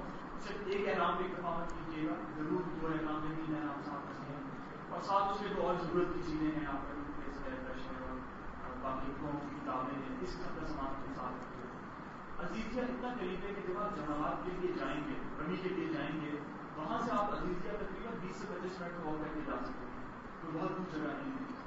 تو روزانہ کا آپ یہ معمول بنا سکتے ہیں کہ جب جماعت سے ہو کے جائیں تو آپ عزیزیہ چلے جائیں، وہاں پہ نہائیں دھوئیں، اور اگر کوئی اور سامان کی ضرورت ہے تو وہیں عزیزیہ سے جو ہے وہ اٹھائیں اس کو اور واپس بنا دیں. یہ ایک بہت پریکٹیکلی آپ کو بھی آسان ہوگا. بنسبت اس کہ آپ سارے بیگ 3-4 بیگ اٹھا کے مینا لے کر جائیں. مینا میں ایک جگہ بھی نہیں ہوتی، مینا کا حصہ نہیں جی، عزیزیہ مینا کا حصہ نہیں ہے، مینا کے حدود سے باہر ہے. کچھ حصہ اس کا مینا میں ہے، میجر حصہ جو ہے وہ مینا سے باہر ہے. تو آپ جب جمعرات کے بعد نکلیں گے طواف کے لیے جیسے جا رہے ہیں، تو راستے میں آپ اس سے ہوتے ہوئے جا سکتے ہیں، اس میں کوئی حرج نہیں ہے. رات سے پہلے مگر آپ نے واپس مینا پہنچنا ہے، بلکہ آپ نے دن کا بھی بیشتر حصہ کوشش یہ کیجیے کہ طواف کے بعد آپ واپس مینا میں آ کے گزاریں. تو وہاں پہ جا کے مگر آپ نہا دھو سکتے ہیں، وہاں پہ آپ اپنا احرام چینج کر سکتے ہیں یا کپڑے چینج کر سکتے ہیں. دوسرے یہ کہ جی مسواک ہے، مسواک آپ کر سکتے ہیں بغیر خوشبو والی. عام طور پہ جو مسواک ہوتی ہے وہی استعمال کیجیے. صابن اویلیبل ہوتے ہیں بغیر خوشبو والے، وہ آپ لے سکتے ہیں. شیمپوز ہوتے ہیں بغیر خوشبو والے، وہ استعمال کیے جا سکتے ہیں. اور پھر جب آپ مینا واپس آئے تو مینا میں آپ دیکھیں گے کہ خاص طور پہ ٹینٹ کے اندر عام طور پر دیکھا گیا ہے کہ لوگ بڑی بے ترتیب انداز سے جو ہے وہ یا تو اپنے بستروں کو آگے پیچھے کرتے ہیں، یا پھر جو سامان ہوتا ہے اس کو سارا زمین پہ بچھا کے رکھتے ہیں، جو کہ بہت ہی مشکل بات بن جاتی ہے خاص طور پہ پڑوسیوں کے لیے. بیگ اپنے ضرورت کے تحت استعمال کرنا، اس میں اوپر ایک جگہ بنی ہوئی ہوگی، اس جگہ کے اوپر ایک تختہ سا ہوگا اس کا لوہے کا، اس کے اوپر جو اپنے بیگ رکھے تاکہ آپ کا جو ٹینٹ ہے وہ جو آرگنائز نظر آئے، صاف ستھرا نظر آئے. پھر یہ کہ خاص طور پر لوگ کھانے پینے کی چیزیں دوسرے سے ڈبے ہوئے کونے میں جو ہے وہ پھینکتے رہتے ہیں. کوشش یہ کیجیے کہ باہر جو ہے وہ ڈسٹ بن پڑے ہوئے ہوتے ہیں جگہ کے ٹینٹ کے، وہاں پہ جو ہے وہ آپ پھینکتے ہیں. باتھ روم کا انداز جو نظام ہے وہ کافی مشکل ہوتا ہے مینا کے اندر، جو ٹیمپریری ارینجمنٹ ہوتی ہے اس وجہ سے لوگوں کو برا برا کہنے کے بجائے یا انتظامیہ سے لڑائی جھگڑا کرنے کے بجائے آپ ان کو استعمال کریں. جیسے میں نے آپ سے کہا کہ آپ عزیزیہ جا کر جب نہانے دھونے کا سلسلہ ہو تو آپ ایک دفعہ کر کے واپس آ سکتے ہیں, اس میں کوئی ایسی بات نہیں ہے. باقی ٹریولنگ کے دوران میک شیور کیجیے کہ اپنے لوگوں کے ساتھ رہیں. لوگ کبھی کبھی ایڈونچرس بننے کے لیے یا یہ دیکھتے ہوئے کہ بہت دیر ہو رہی ہے, زوال سے پہلے ہم نے پہنچنا تھا, اس وجہ سے وہ پیدل نکل جاتے ہیں. ہوتا یہ کہ گروپ پہنچ جاتے ہیں مگر وہ بیچارے مسپلیس ہی رہتے ہیں, کیونکہ وہاں پہ اتنا انتظام ہوتا ہے, اتنا رش ہوتا ہے کہ آپ کو اپنا ٹینٹ ڈھونڈنے میں بہت مشکل ہوتی ہے. جو آپ کے جو گروپ آرگنائزر ہوں گے ایٹ لیسٹ ان کو پتا ہوگا کہ کس طریقے سے لے کر جانا ہے, کس طریقے سے پہنچانا ہے. تو اکیلے جو ہے وہ مت دکھتی ہے, سوائے اس کے کہ آپ کو بہت اچھا پتا ہو یا آپ وہیں کے رہنے والے ہیں, اس کے بجائے آپ گروپ کے ساتھ رہیے. کیونکہ وہ ہر سال اتنی چینجز کرتے ہیں کہ اگر آپ پچھلے سال بھی گئے تھے تو اس سال وہاں پہ بہت تبدیلیاں ہوئی ہوں گی. اپنی پچھلی یادداشت کے اوپر اکیلے کرنے کی کوشش نہ کیجیے, گروپ کے ساتھ رہیے. اگر دیر سویر ہو بھی رہی ہے تو انشاءاللہ اللہ تعالیٰ معاف کرنے والے ہیں. اگر آپ کا وقت ہے عرفہ تھوڑی دیر کے لیے بھی ہو گیا تو انشاءاللہ آپ کا حج قبول ہو جائے گا. مگر صرف اس میں کہ میں زوال سے پہلے کس طریقے سے پہنچ جاؤں, اپنے دل سے رہتا نہ. یہی حال مغرفہ کے اندر ہوتا ہے کہ لوگ جب رات قیام کرتے ہیں تو فوراً مینا کی طرف بھاگنے کی کوشش کرتے ہیں کہ ہم جلد سے جلد رمی کے لیے پہنچ جائیں. یہ طریقہ بھی کچھ ٹھیک نہیں ہے, کیونکہ اس سے آپ دوسرے بھی علیحدہ ہو جاتے ہیں اور پھر آپ کو آگے بھی مشکلات ہوتی ہیں. جی, احرام کو تبدیل کیا جا سکتا ہے, نہایا جا سکتا ہے, یہ تمام کام کیے جا سکتے ہیں. وضو کے دوران آپ اپنی چادر کو, کیونکہ وہاں پہ اس طریقے کے وضو کی جگہ ہوتی ہے جیسے مساجد میں بنی ہوئی ہوتی ہیں مگر کافی را فارم میں ہوتی ہے, ٹیمپری ارینجمنٹ ہوتا ہے. اس وقت اگر آپ اوپر کی چادر پہن کے وضو کریں گے تو یا تو چادر نیچے گر جائے گی یا پھر اس کا خدشہ ہوگا کہ جو نیچے گندا پانی گر رہا ہے اس کے اندر وہ لٹک جائے. تو بہتر یہ کہ آپ اوپر کی چادر اتار دیں, کیونکہ آپ عادی نہیں ہوتے چادروں کو سنبھالنے کے. اوپر کی چادر اتار کے لٹکا دیں اور اس کے بعد وضو کریں اور وضو کے بعد اس کو دوبارہ اڑیں. اور یہ نہانے کے لیے بھی یہی ہے کہ آپ نہانے جائیں, احرام کھولیں, نہائیں اور اس کے بعد وہی احرام یا نیا احرام آپ چینج کر سکتے ہیں دوسرا میں. رمی کے حوالے سے مجھے نہیں پتا کہ اس دفعہ آپ لوگوں کو ٹرین کی سروس دی جا رہی ہوگی یا نہیں. اس دفعہ پچھلے سال سے انہوں نے ٹرین کی سروس شروع کی تھی اور الحمد للہ بہت اچھا ایکسپیرینس رہا. اس دفعہ میرے خیال سے وہ شاید جنرل پبلک کے لیے اوپن کر رہے ہیں, مگر یہ آپ لوگ اپنے جو بھی یہاں پہ کوئی دارالسلام سے موجود ہو سکتے اچھا آپ ساتھ جانے. اچھا تو مجھے ایکسپیکٹیشن یہ کہ شاید زیادہ دارالسلام کے ساتھ ہی لے جا رہے ہیں, مگر آپ جس بھی ٹریول ایجنسی کے ساتھ جا رہے ہیں آپ ان سے پوچھ لیجیے کہ کیا آپ کو وہ ٹکٹس دیں گے ٹرین کے. عام طور پہ ویسے پچھلے سال نہیں دیے گئے تھے, تو مگر اگر آپ لوگوں کو ملتے ہیں تو آپ اس ٹرین کو یوٹیلائز کیجیے. ٹرین سروس بڑی تیز ہے, 10 منٹ کے اندر اندر آپ کو مختلف مقامات پہ لے جاتی ہے. بس یہ تھوڑا سا انتظار کرنا پڑتا ہے, لائنوں میں کھڑا ہونا پڑتا ہے. کوشش یہ کیجیے اس کا ضرور اہتمام کیجیے, کیونکہ ہم جب وہاں جا رہے ہیں تو نہ صرف خرچ کر رہے ہیں بلکہ ہم جو ہماری ایک قومیت ہے, جو ہماری ایک نیشن ہے, ہم اس کو ریپرزینٹ بھی کر رہے ہوتے ہیں. تو ایس پاکستانی اگر ہم تھوڑی سی لائن بنا لیں گے تو اس میں کوئی فرق نہیں پڑے گا, بلکہ شاید کام اور اسموتھلی ہو جائے گا, زیادہ اچھے طریقے سے ہو سکے گا. باقی ایک چھوٹی سی ٹپ جو کہ اس سے پہلے کی ہے, عمرہ کے دوران خاص طور پہ خواتین عام طور پہ جیسے ہی وہ صفا مروا کے اوپر صحیح کرتے ہیں تو مروا میں جاتے ساتھ ہی وہیں اپنے بال کھول کے کاٹنا شروع ہو جاتی ہیں. یہ ایک بہت غلط طریقہ کار ہے, کیونکہ آپ احرام کی حالت میں بھی تھے اور اس کے ساتھ ساتھ حجاب کی حالت کے اندر ہیں جو ہمیں ہر وقت رہنا ہے. تو وہیں پہ اتنا حجاب مت کھولیے. بہتر یہ کہ اپنے جو ہوٹل ہے یا جس جگہ پہ بھی آپ قیام کر رہے ہیں وہاں پہ جو ہے وہاں پہ جا کے بال کاٹیں. ضروری نہیں ہے کہ بال آپ نے وہیں کھڑے ہو کے کاٹنا ہے. بہت سارے لوگوں کا خیال ہوتا ہے شاید وہیں پہ کھڑے ہو کے بال کاٹنے کی ضرورت ہے. اس طریقے سے ہر افراد بھی اگر ان کو جگہ نہیں مل رہی تو وہ راستے میں جاتے ہوئے اور بھی ایک تو بالکل ان کے ساتھ ہے جو اب شاید انہوں نے اٹھا بھی دیے ہیں, جام کی دکانیں کافی ساری, مگر اس کے علاوہ بہت ساری اور دور بھی جگہیں موجود ہیں. ضروری نہیں آپ نے وہیں کٹوانے, آپ دور طرف چلے جائیں, وہاں پہ جا کے کٹوا کے اور پھر گھر جا کے آپ احرام کھول سکتے ہیں. بہت ساری پابندیاں اپنے اوپر وہ عائد نہ کریں تو اللہ کی پابندیاں نہیں ہو رہی, اس کے اوپر جہاں جہاں موجود ہے اس رخصت کو آپ اویل کر سکتے ہیں. باقی کوئی اور اس کی دیر میں اگر کسی کے ذہن میں سوال آیا ہو بنا میں نا خیموں میں لیکچرز ہوتے ہیں مختلف ان کو بھی فائدہ اٹھائیں. جی, خاص طور پہ جیسے پہلے بھی ذکر آیا تھا سلائڈ میں کہ کوشش کیجیے کہ جو علم والے لوگ ہیں ان کے ساتھ جو ہے وہ جائیں. اس سے فائدہ یہ ہوگا کہ نہ صرف آپ کا حج انشاءاللہ اچھا ہوگا اور صحیح طریقے سے ہوگا, قرآن سنت کے مطابق ہوگا, بلکہ اس کے ساتھ ساتھ آپ ان سے فائدہ بھی اٹھا سکیں گے تاکہ آگے زندگی میں ان کی جو باتیں ہیں ان پر عمل کر سکیں. تو مینا کے اندر مختلف مقامات پہ بڑے اچھے اچھے لیکچرز ہوتے ہیں, کیونکہ مینا کا ٹائم ایسا ہوتا ہے کہ انسان کافی فارغ ہوتا ہے, سوائے نمازوں کے, طواف کے یا وہاں رہنے کے, کھانے پینے کے کام اور کچھ نہیں ہوتا. تو لوگوں کا اس کو زیادہ فوکس بفے کے اوپر, کھانے پینے فوکس یہ رہ جاتا ہے. یا پھر لوگ محفل بنا کے بات چیت کرنا شروع ہو جاتے ہیں. کوشش یہ کیجیے کہ کوئی اچھی محفل کے اندر جا کے بیٹھیں, چاہے آپ کے ٹینٹ میں وہ نہ بھی ہو. اگر آپ کو اپنے ٹینٹ میں کوئی ایسا موقع نہیں مل رہا, آپ وہاں سے اٹھ کے کسی دوسرے ٹینٹ میں جا سکتے ہیں, پوچھ سکتے ہیں کہ کہاں پہ کوئی اسکالر لیکچر دے رہے ہیں. بہت سارے ماشاء اللہ اسکالرس پاکستان سے دنیا بھر سے مختلف جگہوں میں لیکچر دیتے ہیں. تو آپ پوچھ کر وہاں پر جا سکتے ہیں, اس سے مستفید ہو سکتے ہیں. کہ وہ وقت ایسا ہے کہ جب آپ کی ایک اسپرچل ڈیولپمنٹ ہو رہی ہوگی, اور وہ ڈیولپمنٹ انشاءاللہ آپ کو باقی زندگی میں انشاءاللہ کام آئے گی. تو ان ایام کا بہترین فائدہ اٹھائیے تاکہ آپ جو بھی چیزیں اسی صورت میں بھی ٹخنے اور پچھلی جو ایڑی ہے نا وہ ننگی ہونی چاہیے. صحیح کے اندر جو ہے وہ جیسے نارملی کہنا جاتا ہے کور کر کے ہی کہنا جائے. یہ صرف طواف کی حالت ہے اس کے اندر جو اس طرح رکھا جائے گا. جوتے بھی آپ جو آپ کے کمفرٹیبل ہیں, بلکہ آپ کو ریکمینڈ میں یہ کروں گا کہ جانے سے پہلے ان جوتوں کو پہننا شروع کر دیں. لوگ کبھی کبھی نئی چپل لے کر وہاں جاتے ہیں جو کہ نہ ان کے پیر کے لحاظ سے صحیح ہوتی ہے اور نہ وہ اپنی جگہ پر کھل چکی ہوتی ہے, جس کی وجہ سے کافی تکلیف ہوتی ہے اور لوگوں کے پیروں میں نشانات پڑ جاتے ہیں. دوسرا یہ کہ وہاں پہ ہم آگے نہیں ہوتے زیادہ چلنے کے, یہاں کیونکہ ہم پریکٹس نہیں کر کے گئے ہوتے. وہاں جب آپ انکمفرٹیبل چپل کے ساتھ جائیں گے تو آپ کو اور زیادہ مشکلات ہوں گی. ضرور کوشش کیجیے کہ آپ چپل کو یہیں سے پہن کے تھوڑا سا مشکل ہو جائیں.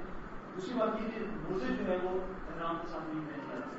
موزے پہننا تو اس سے ڈسٹیں مل جاتے ہیں, احرام کے دوران موزے نہیں پہنے جائیں گے. ہاں اگر گرمی زیادہ ہے اور چھتری لینے کا اگر کسی کو ضرورت پڑ جائے تو چھتری لی جا سکتی ہے تاکہ جو دھوپ ہے اس سے آپ کو زیادہ. اب تو الحمدللہ موسم اتنا برا نہیں ہے, لگ رہا ہے ان شاء اللہ آپ کو وہاں بھی اچھا موسم ملے تو آپ چھتری کو استعمال کر سکتے ہیں گرمی کی صورت میں. جی وہ عام لباس ہے. اگر آپ احرام کی کوئی شرطیں پوری کر چکے ہیں, قربانی ہو چکی ہے اور بعد میں لباس چکے ہیں تو آپ عام حالت میں ہو سکتے ہیں.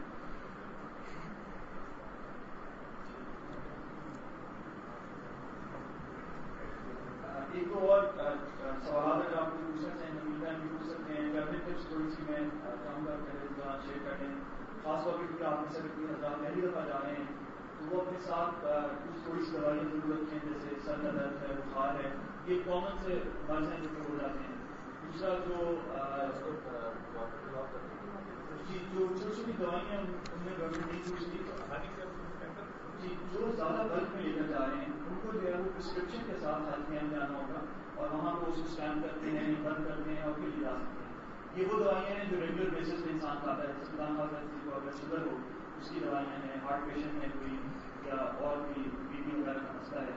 مگر یہ جو نارمل عام میڈیسن ہے جیسے کانسٹنٹ ہو گئی یا پینڈول ہو گئی, لکوڈ فارم میں نہ لیتے ہیں, گولی کی فارم میں لے کر جائیں اور وہ آپ تھوڑی تعداد کے اندر جیسے ایک پتا رکھ سکتے ہیں ساتھ جو کہ آپ کے روزمرہ کام آ جائے. دوسرا یہ ایک اور ریکمنڈیشن یہ ہوگی کہ جیسے بیٹ کی ٹریم ہوتی ہے جو بیسکلی جب جوڑوں میں درد شروع ہو جائے یا پیر میں درد شروع ہو جائے اس کے لیے وہ بہت کارآمد رہتی ہے. جب آپ جو ہے وہ خاص طور پہ عمرہ کرتے ہیں, عمرے سے فارغ ہوتے ہیں, اس کے بعد آپ کو محسوس ہوگا کہ آپ کی ٹانگوں میں بھی درد ہو رہا ہے, جانوں میں بھی درد ہو رہا ہے, تو اس کا تھوڑا سا آپ مثال کر دیں گے تو اس سے ذرا ریلیف مل جائے گا. اور کم از کم وہ درد کی کیفیت ہے جس کی وجہ سے آپ کی عبادت جو ہے وہ متاثر ہو سکتی ہے, ایٹ لیسٹ وہ نہیں ہے. راستے میں سفر کے دوران جب آپ یہاں سے جا رہے ہیں تو اپنے ساتھ ایک چھوٹا ہینڈ کیری بیگ ضرور رکھیے, جس کے اندر اگر آپ نے چپل نہیں پہنی ہوئی تو چپل ہو, احرام ہو جو آپ ایئرپورٹ پہ چینج کر سکتے ہیں, چاہیں آپ گھر سے چینج کر کے چلے جائیں. اسی طریقے سے اگر آپ دوران پرواز جو ہے وہ راستے میں چینج کرنا چاہیں تو بہت مشکل کام ہوتا ہے تو وہاں پہ بھی آپ کر سکتے ہیں. ہاں سعودی ٹائم کے اندر پیچھے کیونکہ جگہ ہوتی ہے تو وہاں پہ تھوڑا آپ احرام باندھ سکتے ہیں. مگر ریکمینڈیڈ یہی ہے کہ آپ ایئرپورٹ تک چلے جائیں اور ایئرپورٹ پہ جا کے جو ہے اس کو تبدیل کریں. غسل وغیرہ اور باقی اتنے کام کو آپ اپنے گھر سے کر کے لے جائیں. ہینڈ کیری کے اندر جتنا اور ضرورت کا سامان ہے اس کو آپ لے جائیں, مگر اس میں آپ کینچی نہیں لے جا سکتے, کوئی اور چاقو نہیں لے جا سکتے, کوئی پوائنٹڈ چیز نہیں لے جا سکتے, اور دوسرا یہ کہ کوئی لکوڈ چیز نہیں لے جا سکتے. اس میں آپ نہ شیمپو رکھیں گے, نہ کوئی اور خوشبو کی لکوڈ رکھیں, کسی قسم کی لکوڈ نہ رکھیں, نہ کوئی دوائی رکھیں گے. دوران پرواز اگر کسی کو بہت ایمرجنسی سچویشن میں کوئی دوائی چاہیے ہوتی ہے وہ ضرور اپنے ہینڈ کیری بیگ میں رکھیں. ایک اور جو سامان بک کروایا جاتا ہے زیادہ تر یہ ہوتا ہے کہ وہ سامان ایک جیسے سے بیگ ہوتے ہیں تو مکس اپ ہونے کا بہت خدشہ ہوتا ہے. تو یہ آپ ضرور خیال کیجیے کہ اپنے بیگ کے اوپر کوئی ٹیگ لگا لیں, جیسے کوئی دھاگا باندھ دیں یا کوئی رسی باندھ دیں جو کہ بڑی پرومیننٹ ہو, دیکھتے ساتھ ہی آپ کو پتہ چل جائے کہ یہ میرا بیگ ہے. تو بے انتہا ہے 100 اس میں جو ہے وہاں پہ بیگ پھر رہے ہوتے ہیں, اس میں بہت احتمال ہوتا ہے کہ کوئی غلط کسی کا بیگ اٹھا لیں. یہ ضرور کوشش کیجیے کہ اپنی جو کیش ہے جو نقدی ہے اس کو اسپلٹ کر کے رکھیں. جیسے اگر آپ میں سے جو ہے وہ 2 یا 3 لوگ جا رہے ہیں تو کچھ پیسے جو ہے وہ آپ اپنے پاس رکھیں, کچھ اپنی بائک کو دے دیں, کچھ اپنی کسی بچوں کو تھوڑے تھوڑے دے دیں, تاکہ خدا نہ خاصا کسی ایک روم ہو تو وہ اسپلٹ ہوئے ہو, یہ نہ ہو کہ ایک ہی دفعہ میں سب چیز روم ہو جائے. جب آپ وہاں پہ لینڈ کریں گے یہاں سے جا کر تو پاسپورٹ وغیرہ آپ کے دھونی کے لوگ ہیں وہ لے لیں گے. دارالسلام والوں کا وہاں پہ نمائندہ کھڑا ہوا ہوگا, وہ آپ سے پاسپورٹ لے لے گا, اور پاسپورٹ آپ کو تب ملیں گے جب آپ واپس جو ہے وہ پاکستان کی طرف آ رہے ہوں گے. بالکل بے فکر رہیے, وہاں پہ ہزاروں لوگوں بڑھ لاکھوں لوگوں کی جو پاسپورٹ وہ لیتے ہیں, آپ کا پاسپورٹ نہیں ہوگا, ان کا ایک خاص پروسیجر ہے, اور وہ اصل میں آپ لوگوں کے جہاں جہاں ٹریول کر رہے ہوتے ہیں ساتھ ساتھ ٹریول کر رہا ہوتا ہے. وہ ڈرائیور کی رسپانسبلٹی ہوتی ہے, ڈرائیور کو پاسپورٹ ہینڈ اوور کر دیتے ہیں, ان کی گنتی ہوتی ہے, اور وہ گنتی کے بعد پھر وہ جا کے جو دباتے ہیں ان کو دکھاتے ہیں, سیکورٹی چیک پوسٹ میں دکھاتے ہیں. اس کے آپ بالکل بے فکر رہیے گا, پاسپورٹ ان کے حوالے کرتے ہیں, ان شاء اللہ آپ کو واپس مل جائیں گے. ایک اور چیز جو کافی غور طلب ہوتی ہے کہ کیونکہ وقت بہت زیادہ لگے گا, یعنی جب آپ لینڈ کریں گے, اگر آپ لوگ میں سے شاید کچھ لوگ ڈائریکٹ مدینہ جا رہے ہوں, کچھ لوگ جو ہے وہ جدہ کے تھرو جا رہے ہوں, جو مدینہ جا رہے ہیں ان کو تھوڑی تیزی سے کام ہو جاتا ہے, مگر جو جدہ جا رہے ہیں جدہ سے نکلنا, مختلف چیک پوسٹ سے گزرنا, مکہ تک پہنچنا, ایک بہت ہی ٹائم کنزیومنگ کام ہوتا ہے, اس میں بہت زیادہ وقت لگتا ہے. کبھی کبھی تو یہ 12 سے 14 گھنٹے لگ جاتے ہیں صرف اس کام کو کرنے کے لیے. اس میں پیشنس جو ہے وہ بہت ضروری, صبر جو ہے وہ بہت ضروری ہوگا. آپ لوگ جو ہے وہ اللہ کے مہمان بن کے جا رہے ہیں, ان شاء اللہ تعالیٰ آپ کی آسانی کریں گے, مگر یہ ذہن میں رکھیے کہ وہاں پہ آزمائشیں ہیں, وہاں مشکلات ہیں, اور جو مشکلات کا جو امتحان ہے وہ بالکل اسٹارٹ سے شروع ہو جاتا ہے. وہاں پہ آپ سے سعودی بدتمیزی بھی کریں گے, آپ سے مشکل طریقے سے پیش بھی آئیں گے, کیونکہ وہ بھی آپ دیکھیے انسان ہیں, لاکھوں کروڑوں لوگوں کو ہینڈل کر رہے ہیں, تو ان کی بھی ایک لمٹ ہوتی ہے. تو آپ کوشش یہ کیجیے کہ بنسبت اس کے کہ آپس میں بات کریں کہ فلانی نے میرے ساتھ زیادتی کی, وہ شخص کتنا بدتمیز ہے, وہ تمام کا تمام وقت ذکر الہی میں گزاریے. قرآن کا نسخہ ایک ساتھ لے جائیے, قرآن ہر وقت ہینڈی رکھیے, چھوٹے سائز کا قرآن پاکٹ قرآن جو ہوتا ہے ہر وقت ہینڈی رکھیے اپنے پاس. اسی طریقے سے دعاؤں کی یہ کتاب یا کوئی بھی کتاب آپ کو مارکیٹ سمجھے چھوٹے سائز کی ہو, تاکہ آپ کی پاکٹ میں یا جو آپ کی بیلٹ ہے احرام کی اس کے اندر موجود ہو. یا خواتین کو بیگ اپنا ساتھ رکھ سکتی ہیں, اپنی خواتین کو دے دیں کہ وہ کتابیں جو ہے وہ ساتھ رکھیں, مگر اس ٹائم کو آپ بہترین طور پہ یوٹیلائز کر سکتے ہیں دعاؤں کے ساتھ, قرآن پڑھنے کے ساتھ. زیادہ یہ ہوتا ہے کہ لوگ آپس میں بیٹھ کے کھانا خراب تھا, بس اچھی نہیں تھی, ایئر کنڈیشن نہیں چل رہا تھا, اس قسم کے مسائل کو لگ جاتے ہیں, اور جو ایکچوئل حج کا مقصد ہے اس سے بہت دور ہو جاتے ہیں. تو صبر جو ہے وہ حج سکھارا ہوتا ہے, اور کوشش کی بات زیادہ اللہ کی عبادت میں اس کو خرچ کریں. پھر جب خاص طور پہ مینا کے اندر آپ ان کا قیام ہوگا تو اس وقت جو رہائش ہوتی ہے وہ عزیزیہ میں ہوتی ہے. مجھے نہیں پتا آپ لوگوں کی رہائش کی جگہ پہ رکھی جا رہی ہے, مگر موسٹلی جو ہے وہ عزیزیہ میں رکھی جاتی ہے. فائدہ اس لیے ہوتا ہے کہ ذرا سستی ہوتی ہے, تو اس وجہ سے زیادہ ٹریول آپریٹر وہیں پہ رکھے ہوتے ہیں. اور دوسرا یہ کہ مینا تک چلنا پھرنا بڑا آسان ہوتا ہے. کوشش یہ کیجیے کہ مینا جاتے وقت صرف ایک بیگ ساتھ لے کر جائیں. اگر آپ سارا لگیج لے کر جائیں گے تو آپ کے لیے وہ چلنا, اس کو ساتھ اٹھانا ایک بہت ہی مشکل کام ہوگا. ایک لگیج کا بیگ جو خاص طور پر جس میں 20 لگے ہوئے ہوں, کیونکہ وہاں چل کے آپ کو لے جانا پڑے گا, گاڑی آپ کے ٹائم تک نہیں پہنچے گی. 20 والا بیگ آپ ساتھ لیجیے, اس کے اندر اپنا ضرورت کا سامان رکھیے, جس میں کچھ آپ کے کپڑے ہوں یا احرام کی حالت میں جب تک احرام ہوگا, احرام چینج کرنے کے لیے اور ایکسٹرا احرام ہو. صرف ایک احرام ایک دفعہ مت کیجیے گا, ضرور 2 احرام یا 3 احرام ساتھ رکھیں, اور ساتھ اس کے جو اور ضرورت کی چیزیں ہیں آپ کا ٹوتھ پیسٹ ہے, برش ہے, اور باقی بکوں کی کتابیں ہیں, اس قسم کا سامان کے ساتھ رکھیے. عزیزیہ اتنا قریب ہے کہ جب آپ جماعت کے لیے جائیں گے, رمی کے لیے جائیں گے, وہاں سے آپ عزیزیہ تقریباً 20 سے 25 منٹ واک کر کے جا سکتے ہیں, کوئی بہت دور جگہ نہیں ہے.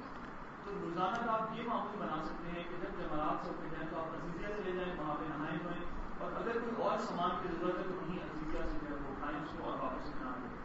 تو یہ ایک بہت پریکٹیکلی آپ کو آسان ہوگا. بنسبت اس لیے کہ آپ سارے بیگ 3-4 بیگ اٹھا کے مینا لے کر جائیں. مینا میں ایک جگہ بھی نہیں ہوتی, مینا کا حصہ نہیں کی عزیزیہ مینا کا حصہ نہیں, مینا کے حدود سے باہر ہے, کچھ حصہ اس کا مینا میں ہے, مگر میجر حصہ جو ہے وہ مینا سے باہر ہے. تو آپ جب جمعرات کے بعد نکلیں گے تو آپ کے لیے جیسے جا رہے ہیں تو راستے میں آپ اس سے ہوتے ہوئے جا سکتے ہیں, اس میں کوئی حرج نہیں. رات سے پہلے مگر آپ نے واپس مینا پہنچنا ہے, بلکہ آپ نے دن کا بھی بیشتر حصہ کوشش یہ کیجیے کہ طواف کے بعد آپ واپس مینا میں آ کے وہاں پہ جا کے مگر آپ نہا دھو سکتے ہیں, وہاں پہ آپ اپنا احرام چینج کر سکتے ہیں یا کپڑے چینج کر سکتے ہیں. دوسرا یہ کہ جی مسواک ہے, مسواک آپ کر سکتے ہیں بغیر خوشبو والی, عام طور پہ مسواک ہوتی ہے وہی استعمال کیجیے. صابن اویلیبل ہوتے ہیں نوراک خوشبو والے وہ آپ لے سکتے ہیں. شیمپوز ہوتے ہیں نوراک خوشبو والے وہ استعمال کیے جا سکتے ہیں. اور پھر جب آپ مینا واپس آئے تو مینا میں آپ دیکھیں گے کہ خاص طور پہ ٹیک کے اندر عام طور پر دیکھا گیا ہے کہ لوگ بڑی بے ترتیب انداز سے جو ہے وہ یا تو اپنے بستروں کو آگے پیچھے کرتے ہیں یا پھر جو سامان ہوتا ہے اس کو سارا زمین پہ بچھا کے رکھتے ہیں, جو کہ بہت ہی مشکل بات بن جاتی ہے خاص طور پہ پڑوسیوں کے لیے. بیگ اپنے ضرورت کے تحت استعمال کریں اور اس کے اوپر ایک جگہ بنی ہوئی ہوگی, اس جگہ کے اوپر ایک تختہ سا ہوگا اس کا لوہے کا, اس کے اوپر جو اپنے بیگ رکھیں تاکہ آپ کا جو ٹینٹ ہے وہ جو آرگنائز نظر آئے, صاف ستھرا نظر آئے. پھر یہ کہ خاص طور پر لوگ کھانے پینے کی چیزیں دوسرے سے ڈبے ہوئے کونے میں جو ہے وہ دیکھتے رہتے ہیں. کوشش کیجیے کہ باہر جو ہے وہ ڈسٹبن پڑے ہوئے ہوتے ہیں جگہ کے ٹینٹ کے, وہاں پہ جو ہے وہ آپ دیکھتے ہیں. باتھ روم کا انداز جو نظام ہے وہ کافی مشکل ہوتا ہے, میدان کے اندر ٹیمپریری ارینجمنٹ ہوتی ہے, اس وجہ سے لوگوں کو برا برا کہنے کے بجائے یا انتظامیہ سے لڑائی جھگڑا کرنے کے بجائے آپ ان کو استعمال کریں. جیسے میں آپ سے کہا کہ آپ عزیزیہ جا کر جب نہانے دھونے کا سلسلہ ہو تو آپ ایک دفعہ کر کے واپس آ سکتے ہیں, اس میں کوئی ایسی بات نہیں ہے. باقی ٹریولنگ کے دوران میک شیور کیجیے کہ اپنے لوگوں کے ساتھ رہیں. لوگ کبھی کبھی ایڈونچرس بننے کے لیے یا یہ دیکھتے ہوئے کہ بہت دیر ہو رہی ہے, زوال سے پہلے ہم نے پہنچنا تھا, اس وجہ سے وہ پیدل نکل جاتے ہیں. ہوتا یہ کہ گروپ پہنچ جاتے ہیں مگر وہ بیچارے ڈسپلیس ہی رہتے ہیں کیونکہ وہاں پہ اتنا انتظام ہوتا ہے, اتنا رش ہوتا ہے کہ آپ کو اپنا ٹینٹ ڈھونڈنے میں بہت مشکل ہوتی ہے. تو جو آپ کے جو گروپ آرگنائزر ہوں گے ایٹ لیسٹ ان کو پتا ہوگا کہ کس طریقے سے لے کر جانا ہے, کس طریقے سے پہنچانا ہے. تو اکیلے جو ہے وہ مت دکھتی ہے, سوائے اس کے کہ آپ کو بہت اچھا پتا ہو کہ آپ وہیں کے رہنے والے ہیں, اس کے بجائے آپ گروپ کے ساتھ رہیے. کیونکہ وہ ہر سال اتنی چینجز کرتے ہیں کہ اگر آپ پچھلے سال بھی گئے تھے تو اس سال وہاں پہ بہت تبدیلیاں ہوئی ہوں گی. اپنی پچھلی یادداشت کے اوپر اکیلے نکلنے کی کوشش نہ کیجیے, گروپ کے ساتھ رہیے. اگر دیر سویر ہو بھی رہی ہے تو انشاءاللہ اللہ تعالیٰ معاف کرنے والے ہیں. اگر آپ کا وقوف ہے عرفہ تھوڑی دیر کے لیے بھی ہو گیا تو انشاءاللہ آپ کا حج قبول ہو جائے گا. مگر صرف اس میں کہ میں زوال سے پہلے کس طریقے سے پہنچ جاؤں اپنی کچھ رہتا ہوں. یہی حال مغرفہ کے اندر ہوتا ہے کہ لوگ جب رات قیام کرتے ہیں تو فوراً مینا کی طرف بھاگنے کی کوشش کرتے ہیں کہ ہم جلد سے جلد رمی کے لیے پہنچ جائیں. یہ طریقہ بھی کچھ ٹھیک نہیں ہے کیونکہ اس سے آپ دوسرے کے علیحدہ ہو جاتے ہیں اور پھر آپ کو آگے مشکلات ہوتی ہیں. جی احرام کو تبدیل کیا جا سکتا ہے, نہایا جا سکتا ہے, یہ تمام کام کیے جا سکتے ہیں. وضو کے دوران آپ اپنی چادر کو, کیونکہ وہاں پہ اس طریقے کے وضو کی جگہ ہوتی ہے, مساجد میں بنی ہوئی ہوتی ہیں مگر کافی را فارم میں ہوتی ہے, ٹیمپریری ارینجمنٹ ہوتا ہے. اس وقت اگر آپ اوپر کی چادر پہن کے وضو کریں گے تو یا تو چادر نیچے گر جائے گی یا پھر اس کا خدشہ ہوگا کہ جو نیچے گندا پانی گر رہا ہے اس کے اندر وہ لٹک جائے. تو بہتر یہ کہ آپ اوپر کی چادر اتار دیں, کیونکہ ہم عادی نہیں ہوتے چادروں کو سنبھالنے کے. اوپر کی چادر اتار کے لٹکا دیں اور اس کے بعد وضو کریں اور وضو کے بعد اس کو دوبارہ اڑیں. اور یہ نہانے کے لیے یہی ہے کہ آپ نہانے جائیں, اپنا احرام کھولیں, نہائیں اور اس کے بعد وہی احرام یا نیا احرام آپ چینج کر سکتے ہیں دوسرا میں. رمی کے حوالے سے مجھے نہیں پتا کہ اس دفعہ آپ لوگوں کو ٹرین کی سروس دی جا رہی ہوگی یا نہیں. اس دفعہ پچھلے سال سے انہوں نے ٹرین کی سروس شروع کی تھی اور الحمد للہ بہت اچھا ان کا ایکسپیرینس رہا. اس دفعہ میرے خیال سے وہ شاید جنرل پبلک کے لیے اوپن کر رہے ہیں, مگر یہ آپ لوگ اپنے جو بھی یہاں پہ کوئی دارالسلام سے موجود ہو سکتے ہیں آپ اچھا ساتھ جانے ہیں. اچھا تو مجھے ایکسپیکٹیشن یہ کہ شاید زیادہ دارالسلام اس کے ساتھ ہی جا رہے ہیں, مگر آپ جس بھی ٹریول ایجنسی کے ساتھ جا رہے ہیں آپ مجھے پوچھ لیجیے کہ کیا آپ کو وہ ٹکٹس دیں گے ٹرین کے. عام طور پہ ویسے پچھلے سال نہیں دیے گئے تھے, تو مگر اگر آپ لوگوں کو ملتے ہیں تو آپ اس ٹرین کو یوٹیلائز کیجیے. ٹرین سروس بڑی تیز ہے, 10 منٹ کے اندر اندر آپ کو مختلف مقامات کو لے جاتی ہے. بس یہ تھوڑا سا انتظار کرنا پڑتا ہے, لائنوں میں کھڑا ہونا پڑتا ہے. کوشش یہ کیجیے اس کا ضرور اہتمام کیجیے, کیونکہ ہم جب وہاں جا رہے ہیں تو نہ صرف خرچ کر رہے ہیں بلکہ ہم جو ہماری ایک قومیت ہے, جو ہماری ایک نیشن ہے, ہم اس کو ریپرزینٹ بھی کر رہے ہوتے ہیں. تو ایس پاکستانی اگر ہم تھوڑی سی لائن بنا لیں گے تو اس میں کوئی فرق نہیں پڑے گا, بلکہ شاید کام اور اسموتھلی ہو جائے گا, زیادہ اچھے طریقے سے ہو سکے گا. باقی ایک چھوٹی سی ٹپ جو کہ اس سے پہلے کی ہے, عمرہ کے دوران خاص طور پہ خواتین عام طور پہ جیسے ہی وہ صفا مروا کے اوپر صحیح کرتے ہیں تو مروا میں جاتے ساتھ ہی وہیں اپنے بال کھول کے کاٹنا شروع ہو جاتی ہیں.